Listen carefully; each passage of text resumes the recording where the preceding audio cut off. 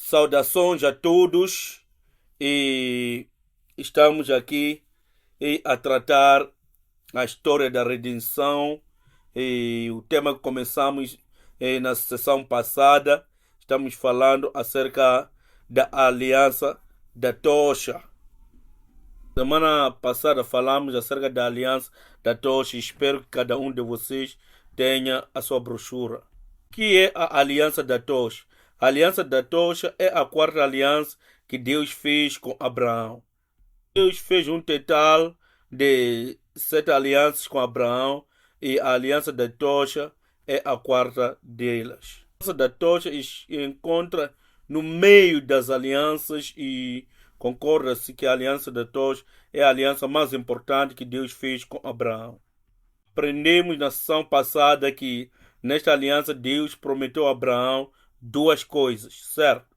Deus prometeu descendentes a Abraão e Deus prometeu-lhe a terra. Por que isso é tão importante? É porque para que tenha um reino precisa de três coisas. Precisa do povo, que são descendentes, precisa da terra, que é o território, e precisa da soberania. Soberania vem quando obedecemos a Deus. Na Bíblia, a história da redenção culmina com o estabelecimento do reino de Deus aqui na terra. O reino de Deus é estabelecido. É estabelecido quando os verdadeiros descendentes espirituais de Abraão tomam posse da terra. Eles vivem nessa terra e obedecem a Deus. Isto cumpre o reino de Deus. A aliança da tocha promete que os filhos de Abraão tomarão posse da terra. Realmente é o reino de Deus, certo? Isso tudo é o que vimos na sessão passada e hoje vamos entrar na nova sessão, a aliança da tocha, parte 2. Vamos falar sobre este subponto, quando é que a aliança da tocha foi ratificada. Tempo. Quando Deus fez esta aliança com Abraão, não nos dá aqui um ano exato, ou idade exata de Abraão. E se olhar para a sua brochura, verá que já em Gênesis capítulo 16, versículo 3, porque a aliança da tocha é feita em Gênesis capítulo 15, já no capítulo 16, fala de como Abraão toma a Agar como a sua concubina. Ele terá um filho. Isso acontece 10 anos depois de viver em Canaã. Olhar para isso, há de ver que Abraão veio a Canaã quando tinha 75 anos. Se contar os anos a partir do ano 75 até o 85, vai encontrar 10 anos e a aliança da tocha foi ratificada antes desse momento. Podemos concluir que o concerto da tocha foi ratificado quando Abraão tinha concretamente 84 anos. Passo em branco aí seria 84. Falar especificamente acerca do ano em que este concerto foi estabelecido. Tentamos conectar essas cronologias. A importância disso vem por causa daquilo que é a veracidade da historicidade da Bíblia, porque muitos têm dúvida disso. Eles pensam que são mitos, pensam os outros que são lendas ou são ficções. Tem muitos eventos concretos que, se usasse, poderia chegar à conclusão de anos concretos de suas cronologias. Porque os anos são os que provam a historicidade da Bíblia. Dizem sim, isto aconteceu na história. O ponto de começo da historicidade bíblica se encontra em 1 de Reis, capítulo 6, versículo 1. Dos versículos muito importantes é procurar entender a cronologia bíblica.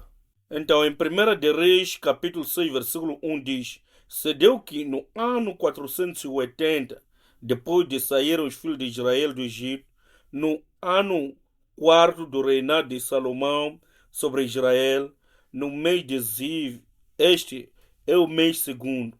Salomão começou a edificar a casa do Senhor. Diz 480 anos depois de Israel sair da terra do Egito. Isso menciona ao êxodo de Israel. Isso quer dizer 480 anos depois do êxodo de Israel no Egito, Salomão começou a edificar o templo. Era o quarto ano do reinado de Salomão. É o ponto de começo da cronologia, porque através da história sabemos que Salomão começou seu reinado em 970 a.C. Fica que o quarto ano do reinado de Salomão é 966 a.C. E diz que este é o ano quarto do reinado de Salomão. É 966 a.C. Que lemos diz que esse ano, o quarto ano do reinado de Salomão em Israel, soma 480 anos, contando a partir do êxodo de Israel, a partir do Egito. Assim, podemos calcular quando é que o êxodo começou. Precisamos apenas voltar 480 anos para trás. Vamos fazer, é só somarmos 966 mais 480. Lembra que os anos antes de Cristo são retrocedentes, enquanto o depois de Cristo somamos para cima. Depois de Cristo, quando voltamos para trás, os anos tornam-se cada vez mais poucos, enquanto que os anos antes de Cristo, ao voltarmos para trás, tornam-se cada vez mais maiores. Aconteceu 480 anos antes de 966, o que significa que o êxodo deve ter acontecido exatamente no ano 1446 a.C. O êxodo começou ou aconteceu no ano 1446 a.C. Aí nesse espaço em branco para preencher. Se olhar para o Êxodo capítulo 12, versículo 40 a 41, fala exatamente dos anos em que Israel permaneceu no Egito. A Bíblia diz: o tempo que os filhos de Israel habitaram no Egito foi de 430 anos. E aconteceu que, passados os 430 anos, naquele mesmo dia, todos os exércitos do Senhor saíram da terra do Egito. Permaneceram no Egito exatamente 430 anos. Achado este ano de 430 anos, somamos para encontrarmos o ano exato de quando eles foram para o Egito. A entrada de Israel no Egito. É só somar esses anos e encontra 1876 a.C. Isso quer dizer que Jacó e toda a sua família foi para o Egito no ano 1876. É a resposta para esse espaço em branco. Com Gênesis 47, versículo 9, quando Jacó foi para o Egito, quantos anos ele tinha? Aqui em Gênesis capítulo 47, versículo 9, lemos: E Jacó disse a Faraó: os dias dos anos das minhas peregrinações são 130 anos. Poucos irmãos foram os dias dos anos da minha vida, e não chegaram aos dias dos anos da vida de meus pais, nos dias das suas peregrinações. Quando o Jacó foi para o Egito, se encontrou com o rei do Egito, o Faraó. Disse que eu tenho vivido na idade de 130 anos. Isso quer dizer que em 1876, quando Jacó foi para o Egito, ele tinha 130 anos de idade. Voltar 130 anos. Assim podemos concluir que o ano do nascimento de Jacó, 2006 a.C., é quando Jacó nasceu. Então, essas pessoas realmente existiram. Jacó nasceu no ano 2006 a.C. Jacó nasceu, nós sabemos que idade o pai dele tinha. Gênesis capítulo 25, versículo 26, no final diz: E era Isaac de idade de 60 anos quando o gerou. Estes são gêmeos, Jacó e Esaú, que no ano 2006 a.C., quando Jacó nasceu, Isaac tinha 60 anos. Em 2006, voltamos uns 60 anos, encontramos o ano, ou somamos 60 anos, que encontramos o ano 2066 a.C., este ano em que nasceu o Isaac. E vamos procurar saber quando é que Abraão nasceu. A questão agora é, quando Isaac nasceu, quantos anos tinha Abraão? Para que Abraão teve Isaac quando tinha 100 anos de idade.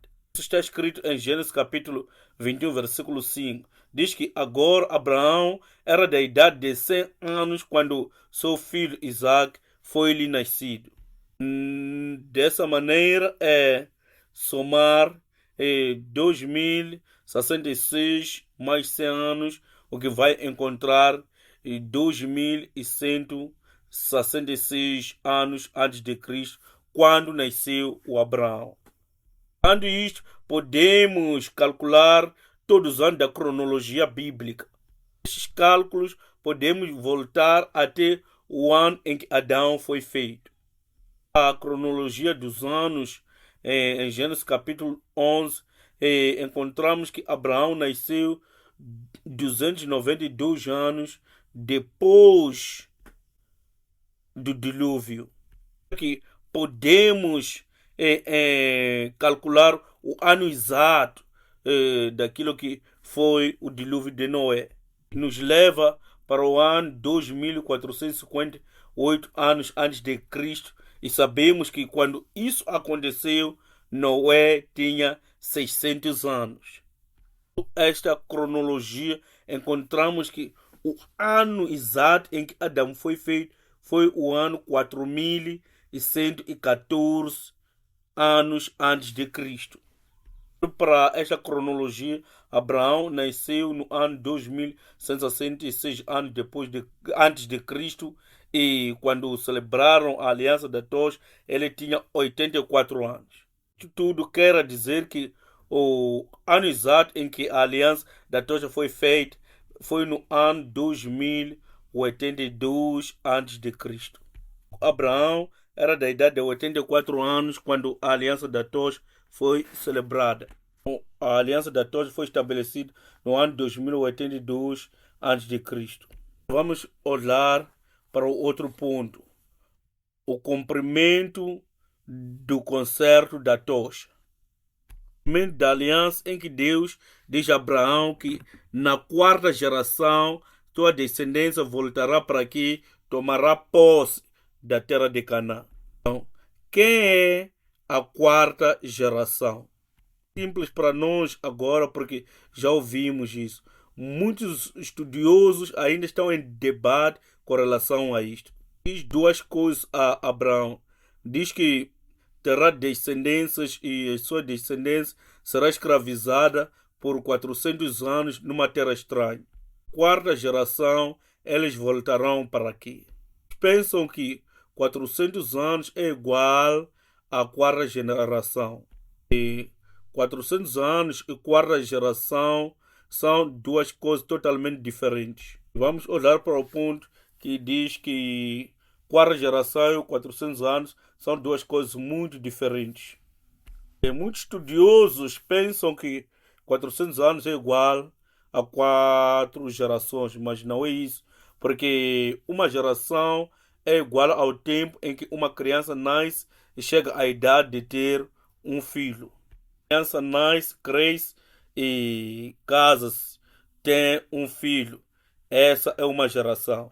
Na Bíblia, uma geração é igual a de 25 a 30 anos. O tempo que leva uma criança a nascer, crescer e chegar a ter um filho. Uma geração.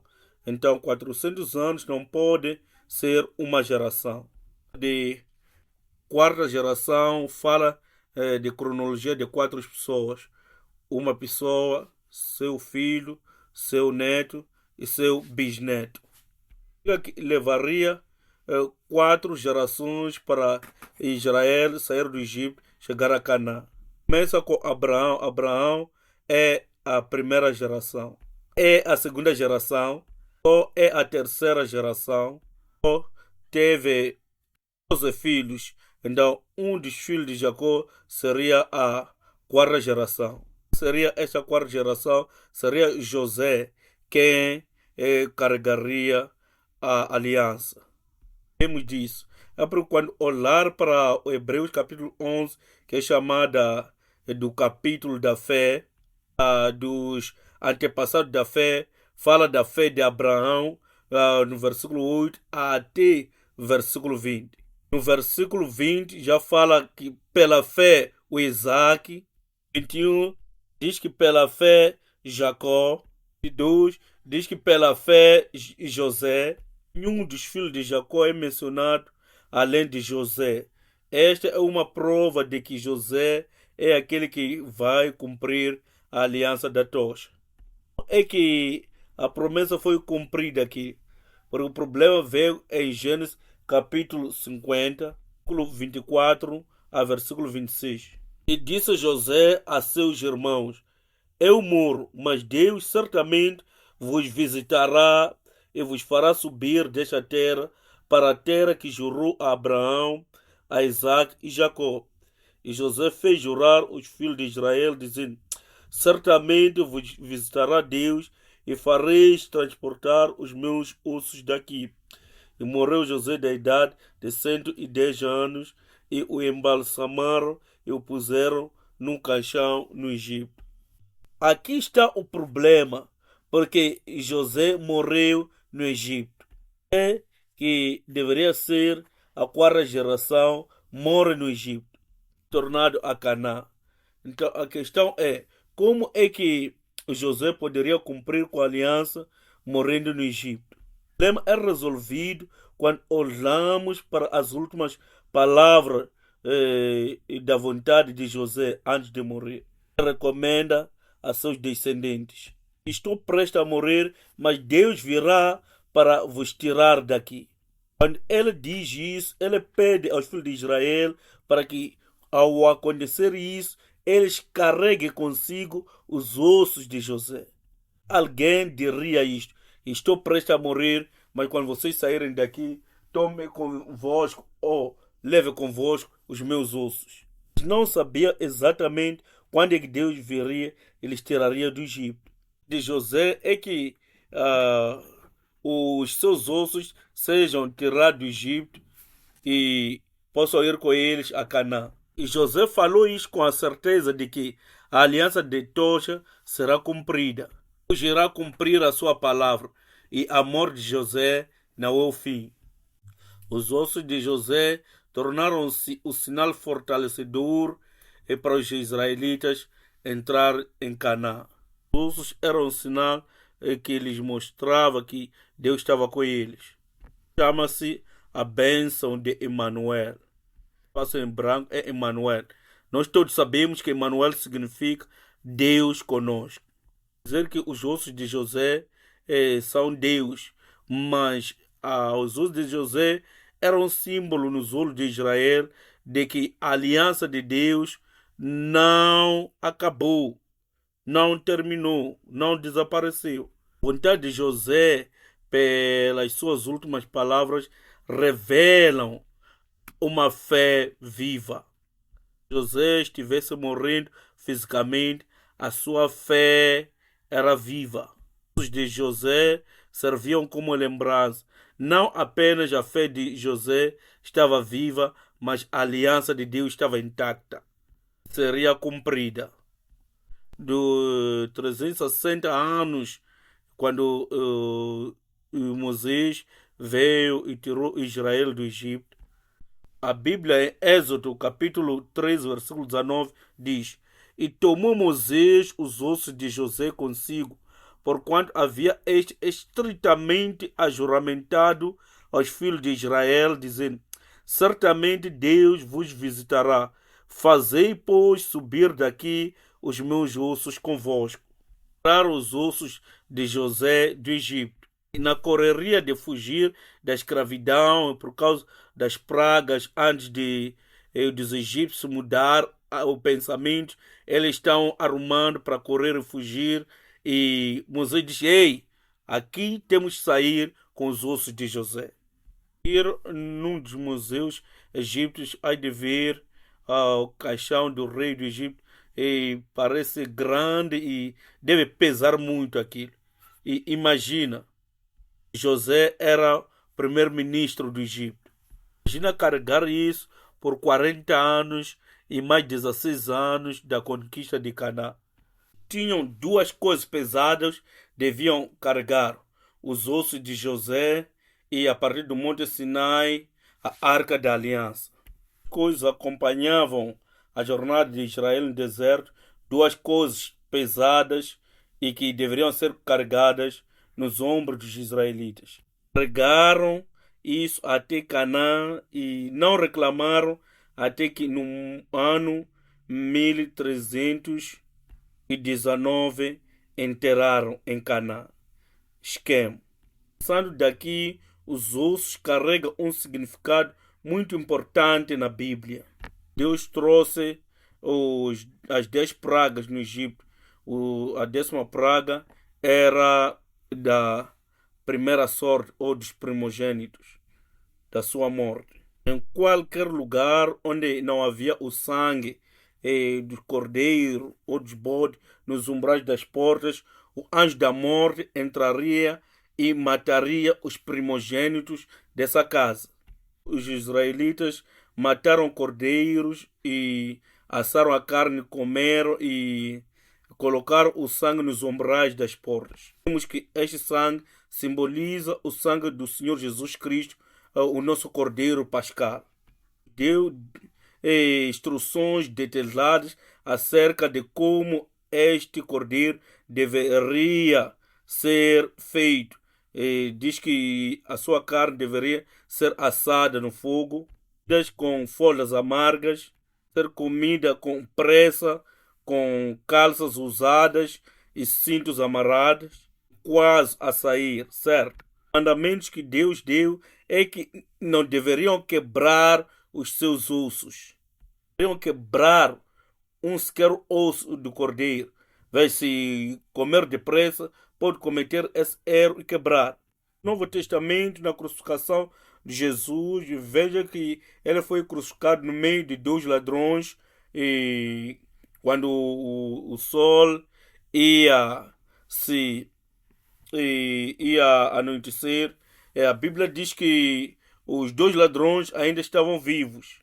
Esse era o início do sábado para o Israel, e só estavam a dizer: não podemos ter corpos que estão lá pendurados no sábado. Foram falar com Pilatos, e Pilatos lhes deu ordem, eles irem ver se ainda estavam vivos. Tiverem vivos, deveriam quebrar os ossos para que morresse depressa e lhes tirasse dali. Os romanos foram ver, verificaram que os 2 ladrões ainda estavam vivos e quebraram os seus ossos, e eles morreram. Chegaram a Jesus, viram que ele já estava morto, e porque ele já estava morto, eles não quebraram os seus ossos. Ele diz que para que se cumprisse a escritura que diz: nenhum dos seus ossos fora quebrado. E isso significa: qual é a importância de seus ossos não serem quebrados? Se olhar para Ezequiel 37, versículo 11, a Bíblia diz: então me disse: filho do homem, estes ossos são toda a casa de Israel. Eis que dizem: os nossos ossos se secaram e pereceu a nossa esperança. Nós estamos cortados. Olhar para estas palavras: os nossos ossos se secaram e a nossa esperança pereceu. 2 frases têm certo paralelismo. Um tipo de poesia hebraica sempre vem em 2 frases. uma linha tecendo uma ideia e outra linha tecendo a mesma ideia em palavras diferentes. Que diz, os nossos ossos secaram, e querem significar que a nossa esperança se foi. No Testamento, eles criam que os ossos são necessários para a ressurreição. Era isso que eles criam no Antigo Testamento. Sem os ossos não há ressurreição. Por exemplo, Acã roubou alguns pertences que não poderia tomar e por isso eles perderam uma batalha em Ai. Perguntaram a Deus, o que aconteceu, Deus? Por que perdemos? Deus lhe respondeu, porque há alguém que levou alguma coisa que não poderia ter levado. Começaram a procurar a partir da tribo, a partir de casa, cabeça, até chegar a este homem chamado Acã. E ele foi descoberto. Qual foi a punição que recebeu este homem e a sua família? Atualmente em Israel, a punição era de apedrejamento até a morte. O pecado de Acã era tão grande nos olhos de Deus, e Deus diz que ele deveria ser cortado de Israel, e depois de eles o apedrejaram, o queimaram até os ossos dele. Dessa forma estavam a dizer que mesmo na ressurreição este homem não pode voltar a fazer parte do povo de Deus. É tudo por aqui, por ele. No Antigo Testamento, os ossos simbolizam a esperança da ressurreição. Essa razão que José instruiu a Israel para levar consigo os seus ossos quando saísse do Egito, porque os ossos representavam a esperança da ressurreição para a nação israelita. Simboliza a fé viva de José, que vai fortalecer Israel, para que quando Deus visse, encontrasse esta fé neles, iriam obedecer a Deus e seguir a Deus e Moisés até a terra de Canaã. Os ossos eram um símbolo vivo de que a esperança e a fé ainda estavam vivos em Israel. Essa foi a fé de José que ressuscitou Israel do Egito. Eles eram como escravos, mortos no Egito. Não eram um povo, eram apenas escravos.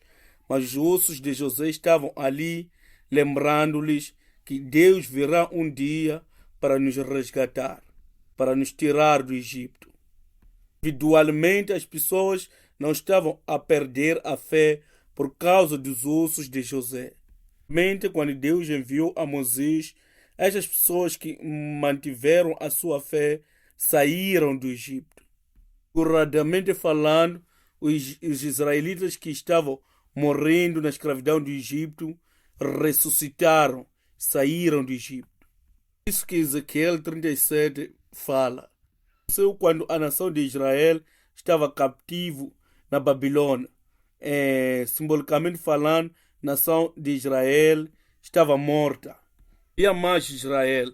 Havia apenas prisioneiros e cativos na Babilônia. Foi quando Deus mostrou essa imagem ao profeta Ezequiel. Mostra este vale de ossos, muitos ossos. Diz que esses são ossos da casa de Israel. Ezequiel diz que todos esses ossos estão tão secos, não há mais esperança.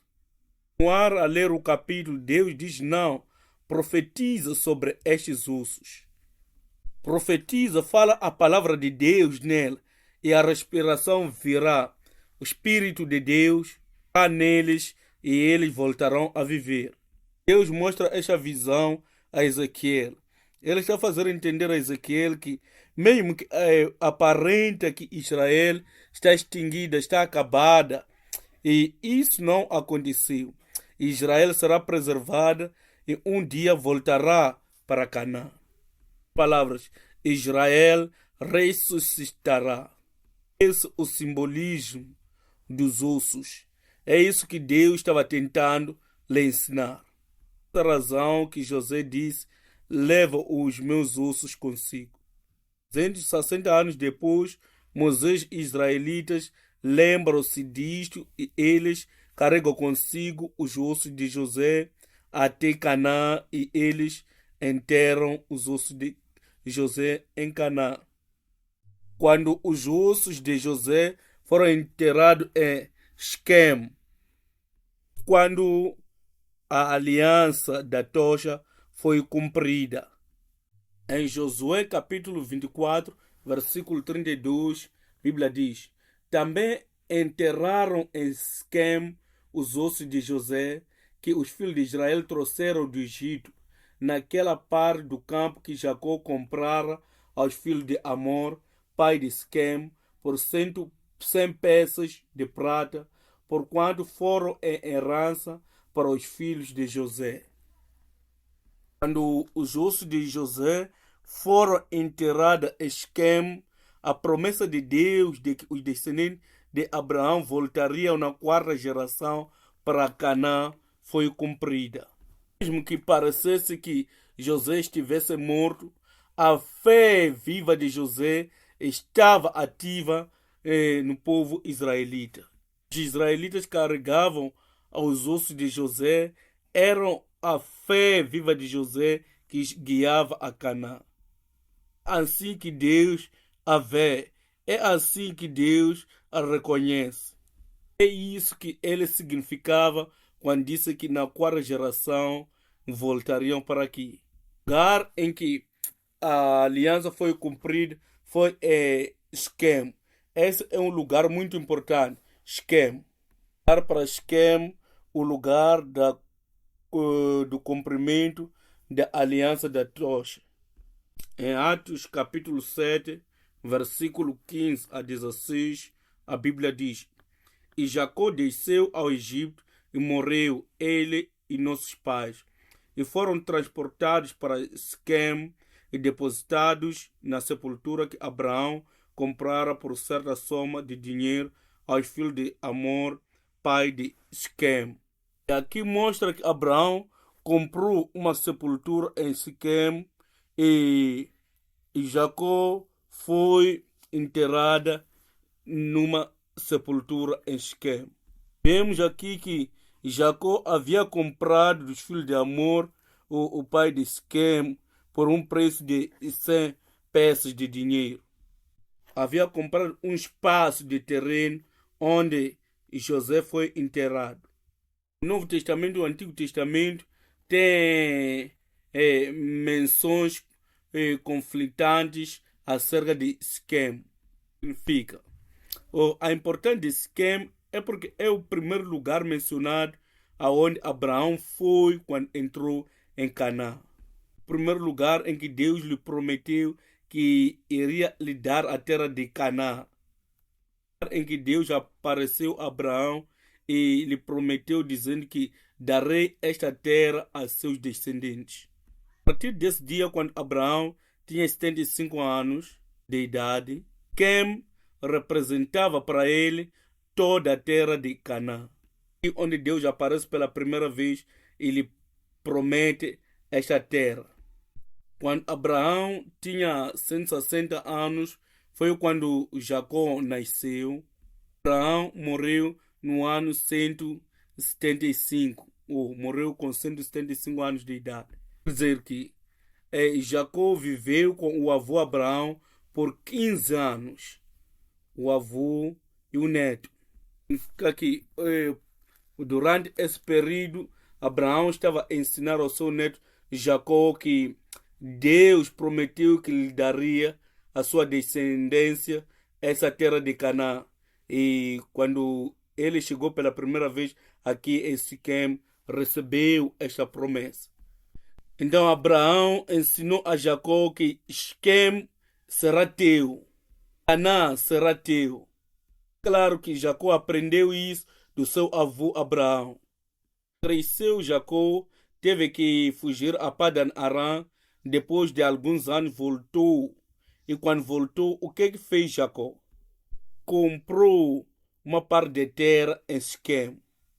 A Bíblia diz que foi Abraão que comprou o espaço aqui. É porque a fé de Abraão foi transferida para Jacó E por causa desta fé de Abraão, Jacó foi motivada a comprar essa terra em Siquém. Deus olha para a fé que está por dentro, não a pessoa que age. Quando chega o tempo da morte de Jacó, ele confidencia esta informação a seu filho favorito, José, em Gênesis 48, versículo 21 a 22. Gênesis 48, versículo 21 e 22. Depois disse Israel a José: Eis que eu morro, mas Deus será convosco e vos fará tornar a terra de vossos pais. E eu te tenho dado a ti um pedaço de terra, mais que a teus irmãos, o qual tomei com a minha espada e com o meu arco da mão dos filhos dos amorreus. E Jacó dá a José um espaço a mais de terra. Porque no Antigo Testamento o primogênito sempre recebe dupla porção. Cada um dos 11 recebeu uma porção e José recebeu 2. Esta porção aqui em hebreu é Siquém. E Jacó deu a José Siquém e somando com a outra porção que já havia lhe dado. Então, Siquém é a terra que simboliza a bênção do primogênito. Ele dá essa porção a José, explica que este é o lugar em que Deus apareceu pela primeira vez ao nosso pai Abraão. Este é o lugar onde Deus nos prometeu nos dar a terra de Canaã. Para a frase seguinte, no versículo 22, que diz: Eu tomei esta terra das mãos dos amorreus com a minha espada e arco. E Jacó tomou a terra pela luta das mãos dos amorreus. Ele comprou esta terra por pagar um certo valor em dinheiro. Diz que lutei e tomei esta terra. Ele já estava acamado, próximo à morte, ele já não se lembrava bem das coisas. Isso não é verdade. Jacó está sóbrio aqui e cheio do Espírito Santo. Então, o que ele está a dizer? O nome de Jacó é Israel. Ele está olhando para o futuro, onde os seus descendentes levarão o seu sobrenome e voltarão e tomarão a Siquém pela força, pela luta. E ele profetiza isso através da fé. E ele está lá lutando com seus descendentes para conquistar a terra. A fé, ele diz: Eu tomei esta terra, mesmo que tenha sido seus descendentes. Tomei dos amorreus e dou a vocês. Isto é fé, tudo isso. Porque lembra-se que Jacó morre no Egito e Siquém está lá longe. Se encontra na Ásia. E passa-se muito tempo e muitos já habitaram naquele lugar. Não havia essa situação de Duarte que temos agora. E ele está falando pela fé que meus descendentes vão tomar e vão conquistar esta terra usando a guerra. Depois da conquista, dou-te esta porção. É por causa disso que José pede que os seus ossos sejam enterrados em Siquém. Neste lugar, Deus está nos ensinando como é que Ele trabalha através de gerações e como é passada a fé e como Ele reconhece a fé daqueles que passam a mesmo para outras gerações. Muito mais do que aqueles que fazem o trabalho. Precisamos de 4 gerações como estas para cumprir a aliança de Deus. A série da nossa igreja que foi começada pelo reverendo Abraham Pack, os nossos outros físicos está morta, porque ele se foi. Portanto, continuamos aprendendo dos seus livros. A fé está sendo passada para nós. A fé vívida, a fé viva. Já parece que estamos na terceira, quarta geração. Essa fé está sendo passada para outras gerações. Cumprirmos com estas atividades e responsabilidades, os nossos antepassados que nos passaram essa fé serão creditados pelos trabalhos que fazemos. Se nós queremos que os nossos nomes sejam inclusos na lista dos que fazem esse trabalho, compartilham deste trabalho, temos que passar esta fé para próximas gerações. Ter seus filhos, outras pessoas, as crianças da escola dominical ou quantas pessoas conseguirem impactar. Precisamos continuar com isto até que Cristo volte. Então a fé começa como um assunto a dois, sou eu e com Deus. É cumprida como algo comum. A aliança de Deus leva gerações para que seja cumprida. Deve ser algo que é operado através de colaboração e cooperação de muitos. Mesmo que as pessoas possam morrer, a fé viva não morre. É como a fé de José. A fé viva é passada de geração para outras gerações. Para aí dizer, a morte não tem a capacidade de fazer com que a aliança de Deus não seja cumprida. Como homens mortais, como é que podemos participar na eternidade? Podemos participar na eternidade através de oração e pregação da palavra de Deus, assim como o passar esta fé para gerações futuras. Assim dizer, juntos participamos na eternidade. Este é um link, é ligações para que a fé continue mais e mais. Trabalho de equipe. Não precisamos ser fracos. Devemos nos fortalecer cada vez mais. Cada um de nós tem esta responsabilidade. Vamos fazer isto acontecer. De nós tem sua responsabilidade. Devemos trabalhar e assim participar na eternidade. E aquelas pessoas que nem sabemos seus nomes, mas estiveram lá a carregar os ossos de José. É por causa deles a aliança chegou a ser cumprida. Não tem seus nomes lá, mas fizeram com que a aliança fosse cumprida. Eles não receberam nenhum reconhecimento, mas não temos nenhuma parte da escritura e descrevendo como eles reclamaram. Vemos apenas que através deles a aliança foi cumprida. Eles tiveram a fazer esse trabalho com um coração alegre, sabendo que estão a cumprir a aliança divina. Por essa razão que nós estamos aqui. É este trabalho que precisamos fazer. Vamos fazer isto juntos. Ninguém pode fazer esse trabalho sozinho.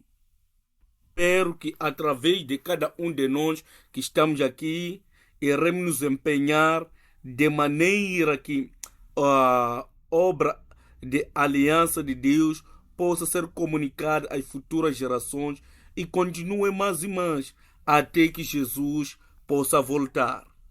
Aleluia. Vamos orar. Amado Pai Celestial, muito obrigado por esse privilégio de nos sentar e aprendermos aqui.